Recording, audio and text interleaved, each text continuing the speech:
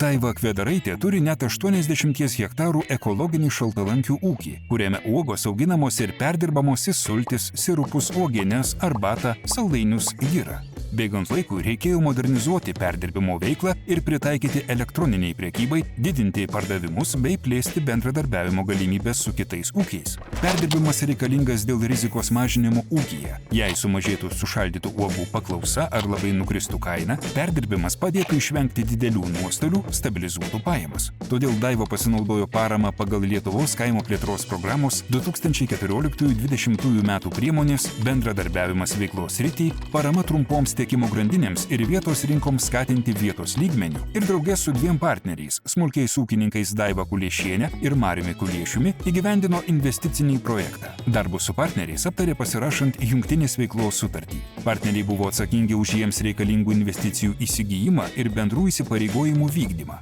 Tiesioginis pirkėjų aptarnavimas ūkiuose, pristatant produkciją į atsiėmimo vietas ir siunčiant paštomatais. Daiva sako, kad įgyvendinant tokio tipo projektus labai svarbu susirasti patikimus ir motyvuotus partnerius. Už gautas lėšas buvo sukurta elektroninė parduotuvė, įsigyta technologinė produktų apdorojimui ir perdirbimui skirta įranga, automatinis išpilstymo, automatinis etiketavimo ir butelių skalavimo įrenginiai, komerciniai automobiliai produkcijos gabenimui tiesiogiai pirkėjams ir į prekybos vietas, bei partneris įsigijo šaldymo kambarį skirtą uogų saugojimui. Padarytos investicijos leido padidinti perdirbimo apimtis, o elektroninė parduotuvė padidino tiesioginių užsakovų vartotojų skaičių. Dar daugiau, įgyvendintas projektas prisideda prie aplinkos išsaugojimo, nes tiesioginis pardavimas klientams mažina pardavimo tarpininkų skaičių, o tuo pačiu ir produktų pervežimo atstumus, kas prisideda prie mažesnio CO2 išmetimo. Ūkininkė Daiva tiesiog patarė naudotis paramą ir teigia, kad ji yra tikrai reikalinga, nes mažiems perdirbėjams sunku konkuruoti su didesniais gamintojais.